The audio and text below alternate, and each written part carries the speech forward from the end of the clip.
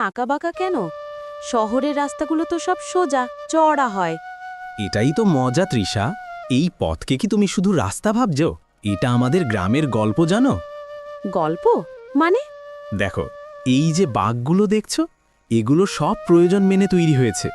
হয়তো সামনে কোনো পুকুর ছিল বলে পথটা ঘুরে গেছে, বা কোনো বড় শিমুল গাছকে বাঁচাতে এইভাবে এঁকে বেঁকে চলতে শিখেছে। এ যেন মানুষের জীবনের মতো, সরলরেখায় চলে না, পথে বাধা এলে বাঁক নিতে হয়। ঠিক বলেছ।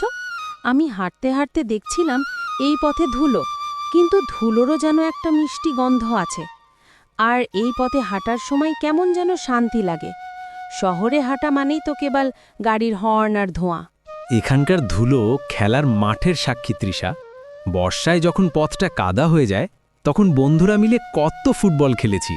আর গরুর গাড়ির চাকা যখন এর উপর দিয়ে যায়, একটা অদ্ভুত শব্দ হয়, যা শুনলে মন ভরে যায়। তোমাদের এই পথ দেখে আমার মনে হচ্ছে এর যেন একটা নিজস্ব চরিত্র আছে। প্রতিটা বাঁকে যেন কোনো স্মৃতি লুকিয়ে আছে। আচ্ছা, এই পথে কি তোমরা কখনো ভয় পাও না? রাতে তো খুব অন্ধকার হয়ে যায় নিশ্চয়ই। ভয় তো একটু লাগে, বিশেষ করে গভীর রাতে। তখন শুধু জোনাকিরা পথ দেখায়। কিন্তু জানো, যখনই ভয় লাগে, মনে হয় যেন পূর্বপুরুষদের আত্মা এই পথ পাহারা দিচ্ছে।